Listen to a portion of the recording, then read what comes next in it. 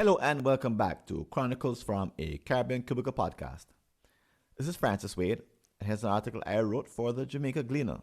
It's entitled, How to Persuade Others to Create the versus Reacting. Have some people in your company become reaction machines? In other words, do they run around all day responding to the latest crisis? Deep down, you know they are inefficient, but what can you do to shift to a culture in which the future is created rather than feared?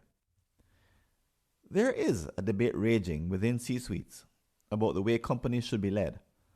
Some believe that the world has become more VUCA, volatile, uncertain, complex, and ambiguous. As such, it's not possible to plan for the future. Instead, all you can do is react to the latest disruption. And if you have any energy left over, look ahead, but only for no more than 5 years. COVID has made this opinion popular. But I think it's an excuse. The opposing point of view is that individuals and companies need a vision of the future. If you believe in the latter and prefer to create a future, here are ways to persuade others who feel the activity is a waste of time. Number one, you can't stop creating the future. Fact, in any company, the leadership team is always shaping the future. It may be disjointed, muddled, and hidden from view, but there is a destination being realized with every decision. This can't be helped. The only question is it being done well or badly? In essence, a future being realized badly is one that lacks definition, so no one can put words to it. In fact, two managers might say opposite things when asked.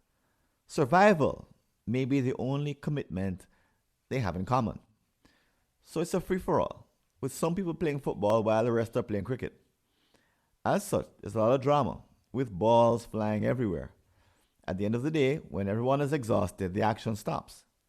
Some balls will be near the boundary, others lie in the back of nets, but no one can tell the score. Consequently, when good employees sense that the vision is poorly identified, they leave. Number two, things will always change.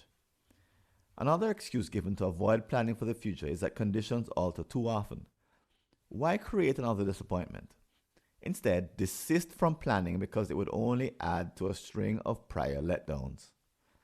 I think our experience in Jamaica with Vision 2030 is instructive.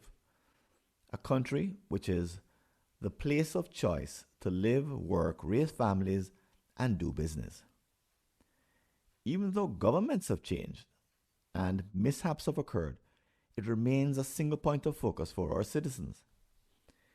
Even though we have much to accomplish with limited time left, the reality is that it is still our shared goal, whatever comes to pass.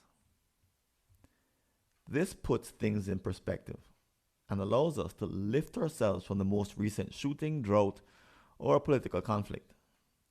As a leader, you can also give your workers a sense of purpose. They need not surrender to the latest drama unfolding in their email inbox. Number three, you just don't know how. But perhaps the most salient reason companies get stuck in the short term is that long-term planning is too hard, it takes too long. Furthermore, they see the end product as overly detailed and rigid. In my firm, we recently began a study of 50 past long-term strategic planning retreats.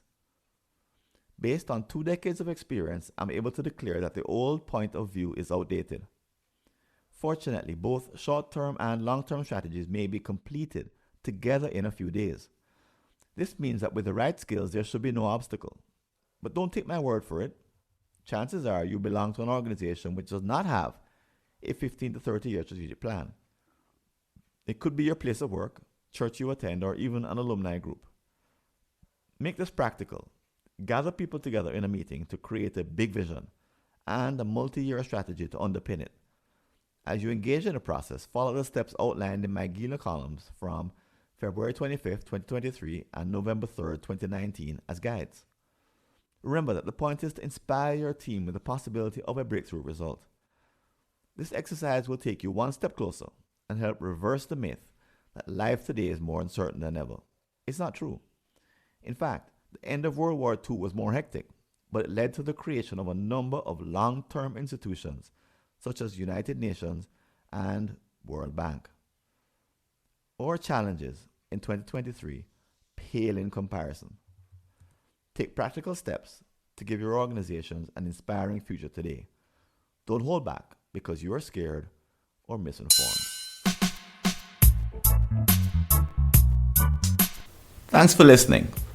Do you have an unsolved problem in your Caribbean company related to strategy, productivity, engagement, or business process improvement? Just visit a searchable listing of all my prior articles and you may be able to help yourself to a fresh line of thinking.